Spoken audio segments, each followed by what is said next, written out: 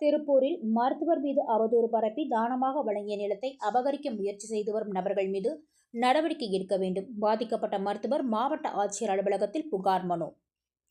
திருப்பூர் அவிநாசி சாலை பகுதியைச் சேர்ந்தவர் செந்தில்குமார் சங்கீதா தம்பதியினர். இவர்கள் இருவரும் மருத்துவராக இருந்து வருகின்றனர்.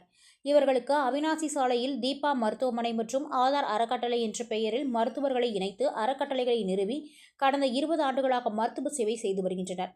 இந்நிலையில் திருப்பூர் ஆசாத் வீதியைச் சேர்ந்த ராஜேந்திரன் என்பவர் குடும்பத்துடன் செந்தில்குமார் சங்கீதா தம்பதியினர் மருத்துவமனைக்கு சென்று சிகிச்சை பெற்று வந்த பொழுது ராஜேந்திரன் செந்தில்குமார் மற்றும் சங்கீதா தம்பதியினரை அணுகி தனது மகள் சுகந்தி என்ற பெயரில் இலவசமாக மருத்துவ சேவை துவங்க வேண்டும். இதற்கு தனக்கு சொந்தமான நிலம் திருப்பூர் ஆசாத் வீதியில் உள்ளது என்றும் அந்த நிலத்தில் தாங்கள் நடத்தி வரும் அறக்கட்டளையுடன் இணைந்து மருத்துவமனையை நடத்த விருப்பம் உள்ளதாக கூறினார்.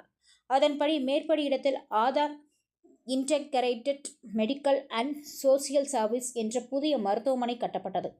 இதனை நிர்வகிக்க ராஜேந்திரனை அறங்காவலராக இணைத்துள்ளனர். மேலும் சுகந்தி மெடிக்கல் சென்டர் மருத்துவமனை தொடங்கப்பட்டு பலர் சிகிச்சை பெற்று வந்த நிலையில் தற்போது ராஜேந்திரன் மற்றும் சிலர் தானமாக கொடுத்த நிலத்தை தாங்கள் ஏமாற்றி பெற்றதாக வழக்கு தொடுத்துள்ளனர். மேலும் தானமாக கொடுத்த நிலத்தை சிலர் இதுகுறித்து சமூக வலைதளங்களில் அவதூறு பரப்பி வருவதாகவும் அவதூறு பரப்புபவர்கள் மீது நடவடிக்கை எடுக்க வேண்டுமென மருத்துவர் செந்தில்குமார் மற்றும் சங்கீதா மற்றும் மருத்துவ குழுவினர் மாவட்ட ஆட்சியரை சந்தித்து மனு கொடுத்தனர்.